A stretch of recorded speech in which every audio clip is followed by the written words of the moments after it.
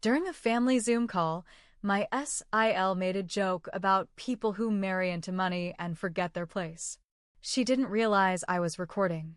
I used that clip as the opener to a TED talk about financial misogyny. When it went viral, she sent me a cease and desist. I replied, "It's public record. You made yourself the message. I'm 38, live in Indianapolis. I didn't grow up with money. My dad worked at a local factory, my mom cleaned houses. I got a scholarship to Purdue, worked at a diner on weekends, and then got into a grad program for finance. I always had to hustle to get where I am. After years of working in corporate, I started my own platform focused on helping women understand money, credit, debt, investing, all of it. It wasn't flashy, but it made a difference. Slowly, I built up a following. Started doing webinars, then some local workshops. Eventually, I had a solid online community. That's when I met Marcus at a fintech conference in Denver. He stood out because he didn't try to impress anyone. We talked during one of the sessions and just clicked. I didn't know anything about his background until later. He comes from a family with real money, not just upper middle class. I mean old money. His family has a historical house in Charleston, vacation property in Jackson Hole, and his grandfather's name is on a hospital wing. You get the picture. Marcus didn't care about any of that, which is why I married him. But his family? That's where the cracks started to show. His family has these monthly Zoom calls. Started during the pandemic, but they kept doing them. They say it's to stay close, but honestly, it always felt more like a status update competition. His parents, siblings, in-laws, cousins. Everyone joins. They talk about country club stuff, travel plans, renovations. I kept my camera off most of the time, just listened. Marcus's older sister Veronica was always off with me. She'd smile, say polite things, but you could tell there was something behind her eyes. She has that way of talking where she sounds sweet but always gets a little job in. One Christmas, I made homemade gift baskets for everyone. She looked at it and said, "Oh, how quaint. You really are creative with your budgeting." That's her. Quaint. Budgeting. Like she's trying not to laugh. Still, I never snapped. I was raised to keep the peace. So this one Sunday, we're on the usual Zoom. I had just finished a recorded video for one of my online finance classes, so the recording setting was still on. I didn't even realize it until later. Mid-call, I got a phone call I had to take. Work-related. I stepped out of the room but left the Zoom open. Camera off, muted. While I was gone, someone asked where I went. Then Veronica said this. She probably had to go count her sponsorship pennies. You know how people who marry into money get, they forget their place. It was like she'd been waiting to say it. Someone chuckled. Another voice agreed, and that was it. A sentence. A sneer. But it hit me like a slap. I stood in the hallway listening. My face went hot. I couldn't believe what I heard. I walked back in the room 10 minutes later like nothing happened. They didn't know I'd heard. They didn't know the session was recorded. But I knew. And I kept that clip. That's the thing. I didn't storm into the next Zoom and demand an apology. I didn't call her out in the family group chat. I let it sit. I kept going to the calls, smiled through the conversations. Let them talk about ski trips and renovations and weddings. I stayed quiet. But something started building inside me. That clip? That voice? It became a reminder. A symbol. Because it wasn't just about me. It was about every time a woman was told to be quiet about money. Every time someone said, "Don't talk about finances, it's not polite." Every time a woman's success was labeled as luck or marrying up. Veronica had no idea what she'd handed me. 3 months later, I got an email from an organizer for TEDx Chicago. They'd seen some of my webinars and wanted me to give a talk. Topic: financial misogyny. I said yes immediately. I spent 2 weeks writing and rewriting. I wanted to hit hard, but stay grounded. Then I remembered the clip. I debated it. I really did. I thought, is this too personal? But I kept going back to it.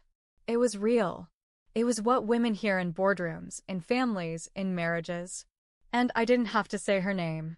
The clip was 14 seconds long. Just her voice, her tone, her words. You know how people who marry into money get, they forget their place. Then I walked onto that red and looked at the crowd. I said, this is the voice of financial misogyny. Not a stranger. Not a politician. A family member. The room was silent. I saw people lean forward. I told my story. Not just mine, but stories I'd heard from women who were shut out of conversations about money. Women who were punished for making more than their husbands. Women told they were too aggressive for negotiating raises. The talk ended with a simple message. We don't forget our place. We build it. It blew up. First local news picked it up. Then national. Women started sharing the clip. Thousands of comments. Then the email came. Cease and desist. From Veronica's lawyer. She said I used her voice without consent. That I embarrassed her. That she was being harassed and recognized by people in her circles. She demanded I take it down, issue a public apology, and pay for damages. I forwarded the email to my lawyer. His reply was short. No visual, no name, recorded in a public family meeting. Public domain. Then I wrote back to her myself. It's public record. You made yourself the message. I never said her name. Never showed her face. But her voice? Her tone? Unmistakable. She still hasn't spoken to me. Hasn't been on a Zoom call since. Her husband called Marcus and said he was sorry. Said it was out of line. Funny thing is, her teenage daughter follows me on Instagram now. Sends me messages about financial tips. She doesn't know what her mom said. Not yet. But one day, she might. And maybe then Veronica will realize when you try to put someone in their place, you might end up showing the world who you really are. I thought that was the end of it. I really did. After the TEDx video went viral, I stayed busy. My email inbox was flooded with invitations, interviews, podcasts, panel discussions. Women from all over were writing in to share their stories. A lot of them were just like mine. Some were worse. And through it all, I stayed focused on the message. But I should have known it wouldn't stop with a cease and desist. Veronica doesn't like losing control. 2 weeks after my lawyer shut her down, I noticed something strange. My social media accounts, especially Instagram and LinkedIn, started getting flooded with weird comments. Things like, this woman is a fraud. She married rich and now pretends to be self-made. Ask her where her funding really came from. Some had no profile pictures. Others looked fake, new accounts, no followers, clearly bots. But a few were real people. Women I'd never met who seemed to be from Veronica's world. I clicked on one of them. A woman named Paige who followed some of the same people as Veronica. Private school mom circles, yacht club photos, designer bag hashtags. The whole look. That's when it hit me. She wasn't just mad. She was organizing. Marcus got a call from his mother. Not to ask if I was okay. Not to talk about how inappropriate the Zoom comment had been. No, she said. I think maybe it's time. Aya, stop stirring the pot. People are saying things. Veronica's name is being dragged through the mud. I asked Marcus what he said back. He told her she dragged her own name.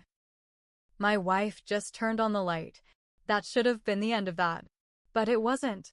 Because then my biggest sponsorship pulled out. A company I'd worked with for over a year emailed me, saying they needed to step back from partnerships that create division.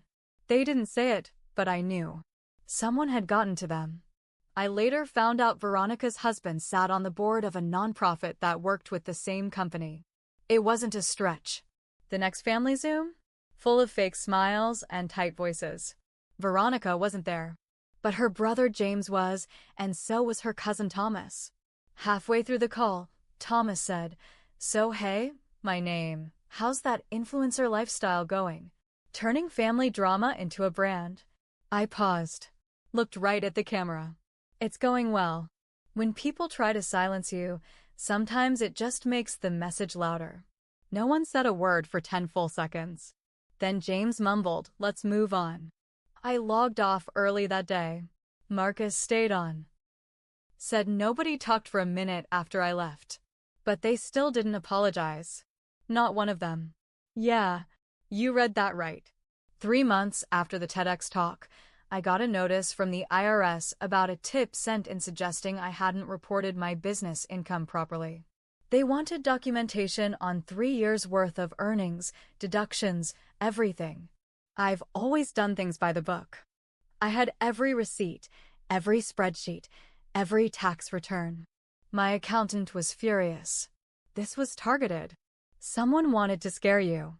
He didn't have to say her name. We both knew. That's when I got mad. Not just hurt mad, not bitter mad, real mad. Because this wasn't just shade anymore. This was war. She wanted to ruin my reputation, my business, my livelihood. So I started digging. I remembered the accounts that had attacked me. Some were bots, sure. But others? Real people. And some of those real people had connections. Friends lists, tags, photos. I kept track of names. Took screenshots. Cross-referenced LinkedIn profiles, Instagram tags. Then I found something. A private Facebook group. Real Housewives of Hamilton County. I wasn't a member, but one of my followers was. She DM'd me out of nowhere one day. "Hey, I'm in this group and they're talking about you. Thought you should see this." She sent me screenshots. One post, clearly from Veronica though the name was blurred, read, "She used a private family moment to build her brand." Should someone like that be trusted to give women financial advice? Just a thought. Another woman replied, "I know someone at company name. Maybe they should be aware of the kind of person they're sponsoring." Then it all made sense. The social media bots. The dropped partnership. The IRS tip. She wasn't just offended. She was orchestrating a takedown. So now I knew. Veronica hadn't just run her mouth once on a Zoom call. She had been working behind the scenes to smear me. Quietly, strategically, with the kind of smile that doesn't reach the eyes. The Facebook group confirmed everything. This wasn't just jealousy or embarrassment. This was a full-on campaign. And it didn't stop with the posts I'd seen. My follower, let's call her Rachel, kept sending me updates. I didn't ask her to. She just said, "Women like her count on people like me staying silent." Turns out, Veronica had been calling me dangerous, claiming my platform gave women unrealistic ideas about money, that I was encouraging women to leave marriages, that I had misled the public about how I built my business. She even floated the idea that I had faked my degree. It was wild. And it would have been laughable, except it was working. The lies were planting seeds in the right ears. So I made a decision. I wasn't going to be reactive anymore. I was going to go public. I called up a friend who worked for a well-known podcast that focused on women, money, and power. I'd been on her show once before, and it had done really well. This time, I told her everything. Not just about the Zoom clip. Not just the cease and desist. I told her about the smear campaign, the social media harassment, the IRS tip, the Facebook group. She listened, then said, "You sure you want to do this?" And I said, "Yes." It's time people saw how far some women will go to tear others down, especially when money and power are involved. The episode was called "When Family Tries to Ruin You, A Financial Feminist Speaks Out." It dropped on a Monday morning. By Tuesday night, it had over 2 million downloads. The episode struck a nerve again. But this time, it wasn't just strangers reaching out. A woman named Tara emailed me from her personal Gmail. She said she used to work as Veronica's personal assistant about 3 years back. Said she'd heard my voice on the podcast and recognized it. Then she wrote, "I know she's targeting you. And I have proof."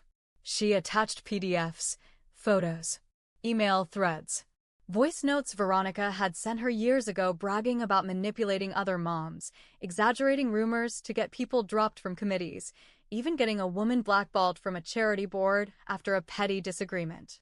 It wasn't just me. This was her thing. Veronica had made a sport out of destroying other women's reputations if they didn't play her game. And now, finally, I had more than just a voice clip. I had receipts. My lawyer and I reviewed everything Tara sent. He said one sentence that made my stomach drop and my pulse race at the same time. This might be harassment. Possibly even defamation. We drafted a formal letter to Veronica. No threats. Just facts. We laid out the evidence, screenshots, fake accounts traced back to her IP, messages from her old assistant, timelines. We stated clearly, if this continued, we would be pursuing legal options. We gave her a choice. Walk away, or we go public with everything. The letter was sent. 5 days later, we got a reply. Not from her. From her husband's lawyer. It said, my client is unaware of any such behavior and is deeply disturbed by these claims. He will be discussing them privately with his wife. That was the last we heard from him. And that's when the real family cracks started to show. Marcus got a text from his brother James. Veronica's losing it. Apparently, once she found out I had evidence, she spiraled. Screamed at her husband. Tried to blame her assistant for stealing private messages. Claimed she was the victim. But it didn't work this time. Her husband knew something had shifted. He started pulling back, financially and emotionally. One of Marcus's cousins texted him and said, he's staying in their beach house alone this week. We didn't gloat. But we didn't reach out either. Let them sit in it.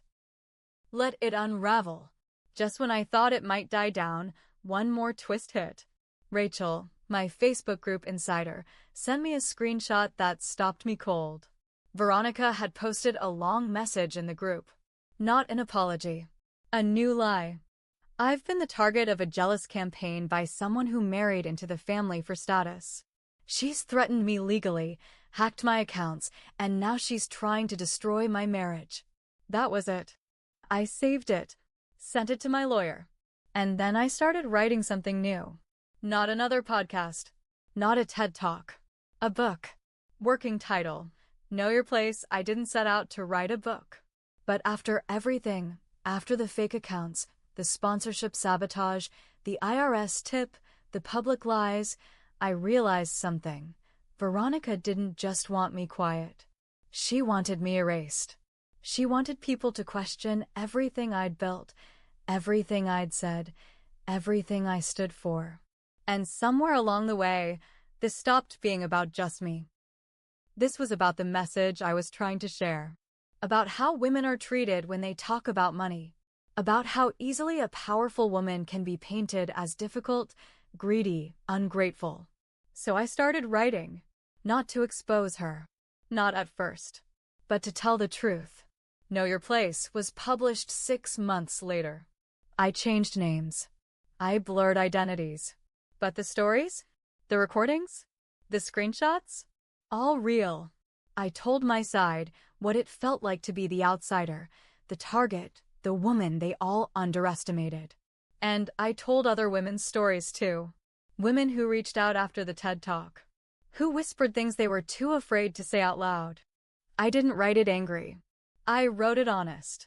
The book did well. Way better than I expected. Within 2 weeks, it was a bestseller.